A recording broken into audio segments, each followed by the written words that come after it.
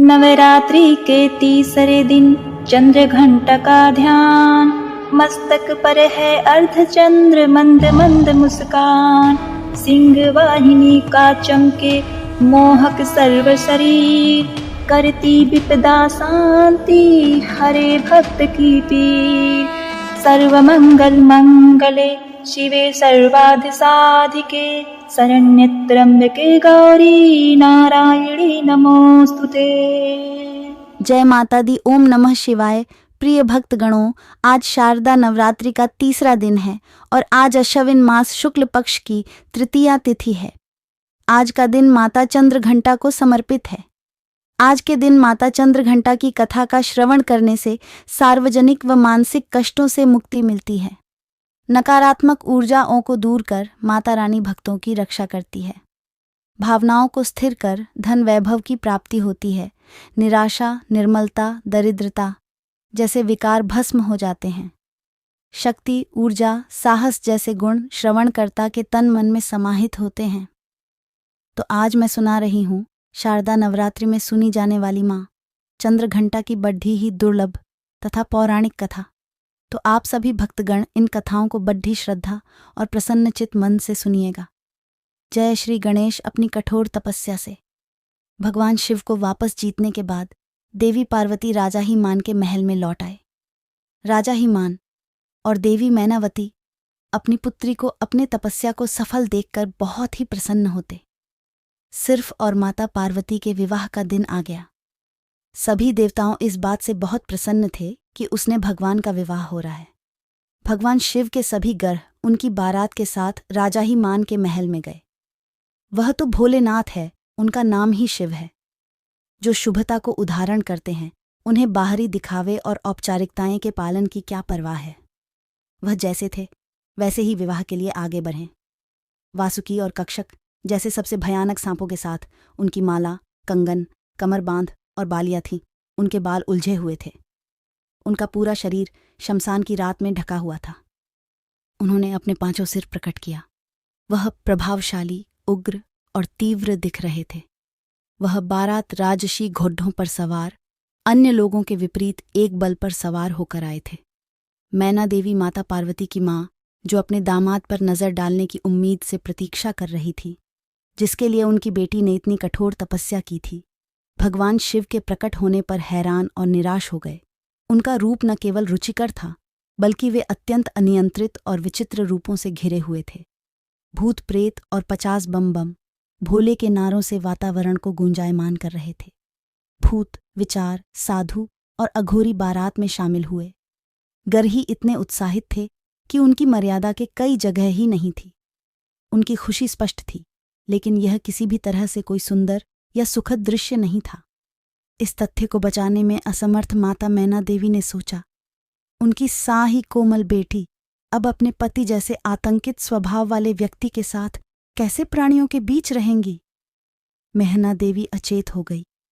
देवी पार्वती ने शिव तत्व को गहराई से आत्मसात कर लिया था, और जैसा कि हमने उनके ब्रह्मचारी रूप में देखा, और वह सप्तर्षियों के लिए सायबा सिद्धांत की गुरु भी थी, फिर भी अपनी पूरी करुणा के साथ उन्होंने एक माँ के रूप में मैना देवी की दुर्दशा को समझा। भोलेनाथ को शांत होने और विवाह के लिए एक सुखद स्वरूप प्रस्तुत करने के लिए मनाने गई। अब देखिए, देवी पार्वती ने स्वयं उनके तीव्र रूप से मेल खाने के लिए क्षण भर के लिए उग्र रूप धारण कर लिया। उनके 10 हाथों में विभिन्न सवस्त्र रखे और उनके मुकुट पर एक घंटी के आकार का चंद्रमा था। देवी के इस रूप को चंद्रघंटा रूप में पूजा जाता है। माँ के इस रूप ने भगवान शिव के रौद्र रूप को शांत किया और उनके उपद्रवी गणों को वश में किया। चंद्रघंटा के उग्र और तेजस्वी रूप को मनाते हुए माँ ने शिव से शव में रूप धारण करने का आग्रह किया, जिस पर वह तत्पश्चात सहमत हो गए।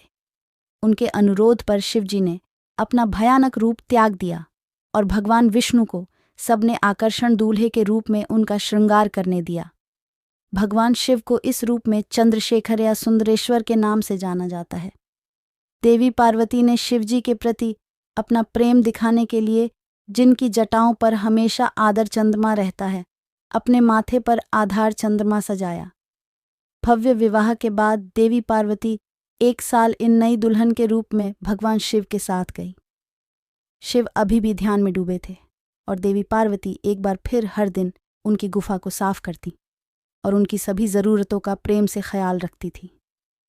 धीरे धीरे देवी पार्वती ने कैलाश पर अपना नया घर स्थापित कर दिया। इस बीच तारकासुर बेचैन हो रहा था। अब तो शिव और उनकी शक्ति एकजुट हो गए थे, इसलिए तारकासुर भयभीत था। उसने नवविवाहितों के जीवन में सौंदर्य को बाधित करने के लिए एक दुष्ट चमगादड़ रात जश्न जतुकासुर को भेजा, जबकि भगवान शिव घोर तपस्या में लीन थे और माता पार्वती अपने घर के कामकाज में। जतकासुरपुरी चमगादड़ियाच सेना के साथ कैलाश पहुंचा। जतकासुर और उसकी चमगादड़ियाच सेना ने आकाश को केवल अपने पंखों से ढक लिया। उन्होंने मां पार्वती के नव सजाए घर को उजाड़ना शुरू कर दिया। अभी भी एक संकुचित दुल्हन और राक्षस और असुरों के तरीकों में मां पार्वती ने शक्तिशाली नदी की मदद लेने का फैसला किया, लेकिन नंदी जी कहीं नहीं मिले। इसी बीच भगवान शिव के अन्य गणों ने झटकासुर और उसकी शक्तिशाली सेना से सुरक्षा के लिए उनसे प्रार्थना किया, क्योंकि उन्हें बार बार झटकासुर के हाथों हार का सामना करना पड़ीडीडीएच रहा था और भगवान शिव अभी भी गहरी तपस्या में लीन थे। तब माता पार्वती स्वयं शिव से मिलने गईं। उन्होंने से इस स्थिति से बाहर निकलने का मार्गदर्शन करने के लिए विनती की। फिर भी आपने तब से विचलित न होते हुए भगवान शिव ने उन्हें भीतर से सशक्त करने का निर्णय लिया। भगवान शिव अपना साधना में गहरे थे, तभी माता पार्वती को झटकासुर से स्वतंत्र रूप से लड़ने की प्रेरणा मिली। अकेले उन्होंने झटकासुर से युद्ध करने का फैसला किया। वह गुफा से बाहर निकली और उन्होंने देखा कि आकाश अभी भी अंधेरा था, चमगादड़ों के पंखों से ढका हुआ था।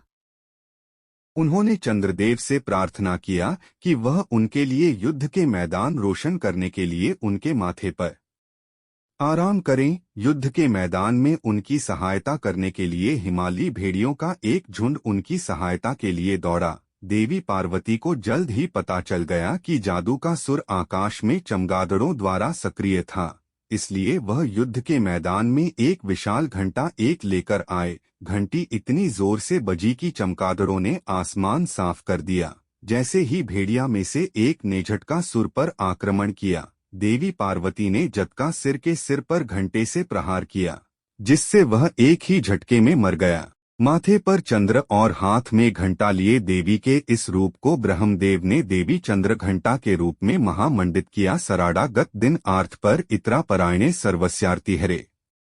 देवी नारायणी नमोस्तुते। सर्वमंगल मंगले शिवे सर्वार्थ साधिके शरण्ये त्र्यंबके गौरी नारायणी नमस्तुते। प्रिय दर्शकों को यह कथा इस बात का प्रतीक है कि अपने अंदर की शक्ति को पहचानने के लिए हमें देवी प्रेरणा की आवश्यकता है। जैसे कि भगवान शिव ने माता पार्वती को बताया, चंद्रघंटा के रूप में युद्ध करके पास मौजूद अपार शक्ति का एहसास कराने के लिए घंटे के आकार के अर्धचंद्र से सुशोभित सुनहरे रंग वाली और 10 भुजाओं वाली वह सुनहरे सिर पर सवार है। 8 कोमल हाथों में त्रिशूल, गदा, तीर, धनुष, तलवार, कल घाटी, एक रुद्राक्ष माला और कमंडल युक्त पानी का बर्तन है, जबकि उनका एक हाथ अभय मुद्रा, भय को दूर करने वाली मुद्रा में है। उन्होंने नारंगी रंग के वस्त्र पहने हैं। वह देर या बाघ पर सवार है, जो बहादुरी और ताकत का प्रतीक है। जय माता चंद्रघंटा। एक बार प्रेम से बोलिए, जय माता चंद्रघंटा। ओम नमः शिवाय।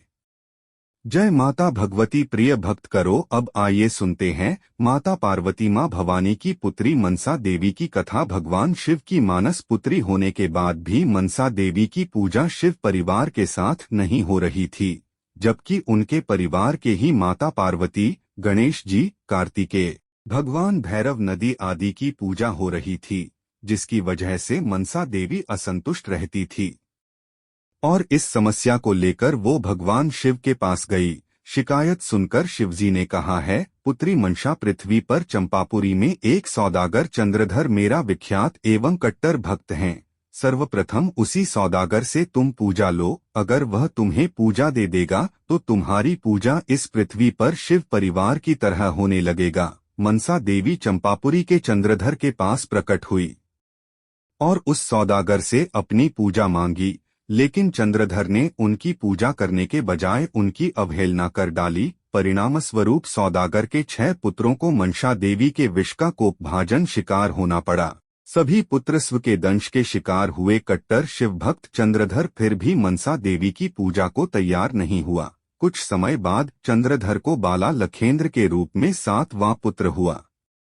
माता मनसा देवी के श्राप के अनुसार बाला लखेंद्र की मृत्यु सर्पदंश से सुहागरात के दिन सुनिश्चित थी। हठी सौदागर ने भगवान विश्वकर्मा का आवाहन कर लोहा बांस का एक ऐसा अद्भुत भवन बनाने को कहा जिसमें सुरक्षा को लेकर कोई छेद छोड़ने को नहीं कहा गया। इस बात का पता चलते ही मनसा देवी ने कारीगरों को बुलाकर एक छोटी सी सुराग मकान की दीवार में छोड़ देने पर राजी कर लिया, जिसे आसानी से देखा नहीं जा सकता था। बाला लखेंद्र का विवाह नवगछिया के पास उज्जैनी गांव के वासु सौदागर की पुत्री बिहुला से हुआ। लोहा बांस के दुखिया भवन में बाला लखींदर अपनी नवविवाहिता सुंदर पत्नी बिमला के साथ सुहाग रात में शयन कक्ष में था। मध्यरात्रि में सर्पदंश का शिकार हो गया। नागदंश का शिकार होते ही बाला लखींदर के उपचार एवं सर्पदंश झाड़ने के लिए चंपापुरी के वैद्य एवं ओझा सभी को बुलाया गया, लेकिन देवी मनसा ने उन्हें रोक दिया। फलस्वरूप तेज बारिश के कारण लखींदर की मृत्यु हो गई। मृत्यु के उपरांत सतीश साध्वी बिहुला पति को पुनः जीवित करने के लिए संकल्पबद्ध हों। विश्वकर्मा जी का आह्वान करती है और विशाल नौका पर 1 मंजिले वाला मंजूषा केले के पत्ती से नौका बनवाई। उसे लहसन माली से विविध चित्रों से सजाया। उसी केले के नौका पर बेहुला अपने पति के पार्थिव शरीर को लेकर चंपापुरी से स्वर्ग के लिए जन मार्ग से प्रस्थान करती है। उसने लाल साड़ी पहन रखी थी और सिंदूर लगा रखा था। नदी के किनारे उस शव को बहुत दूर ले गई। वह अपने पति को पुनः जीवित करने पर तुली हुई थी। बहुत दिनों तक उसने कुछ भी नहीं खाया, जिससे उसका शरीर सूख गया था। लखींदर के शरीर से दुर्गंध भी आने लगी थी। उसके सारे शरीर में कीड़े पड़ गए थे, मात्र उसका कंकाल ही शेष रह गया था। बेहुला नाव को किनारे की ओर ले चली। उसने वहां पर एक धोबिन के मुख से तेज टपकते हुए देखा। बेहुला के कठोर तप को देखकर मनसा देवी नहीं उस धोबिन को वहां भेजा था। उस धोबी ने बेहुला से कहा है, पुत्री तुम मेरे साथ देवलोक में चलकर अपने नित्य से महादेव तथा सभी देवताओं को प्रसन्न करें तो तुम्हारे पति पुनः जीवित हो जाएंगे। देवला ने उसकी सलाह माने और वह उसके साथ चल पड़ी। पति की अस्थियां उसके वस्ता से चिपकी थी। वह अपने पति की स्मृति से उन्मत्त होकर इस प्रकार से बिरला स्वर्ग की ओर चल पड़ी। रास्ते में आते हुए बहुत सारी कठिनाइयां इसे झेलनी पड़ी। उसे रूह कपा देने वाली भयानी नदी को भी पार करना था, जो कि यमलोक में था। उसने गांव माता का आह्वान किया और कहा, हे गोमाता, यदि मैंने सच्चे हृदय से आपकी सेवा की है, मेरे मन में लेस मात्र भी छल कपट नहीं है, तो आप मेरे सहायता करें। यह सुनकर गौमाता तुरंत वहां प्रस्तुत हो जाती है और बिमला को अपने पूंछ के सहारे वैतरणी नदी को पार कराती है। इस प्रकार सती सावित्री बिमला अपने पति को लेकर बैतरणी नदी को पार करती है। यमलोक होते हुए यमराज के प्रश्नों का जवाब देते हुए उन्हें प्रसन्न करती है तथा बेहुला इंद्रासन पहुंच गई। बेहुला ने अपने सतीत्व, तेज एवं अकाल भक्ति नृत्य से भगवान इंद्र को प्रसन्न कर दिया। भगवान इंद्र सहित सभी देवताओं ने उसे मनोवांछित वर मांगने को कहा।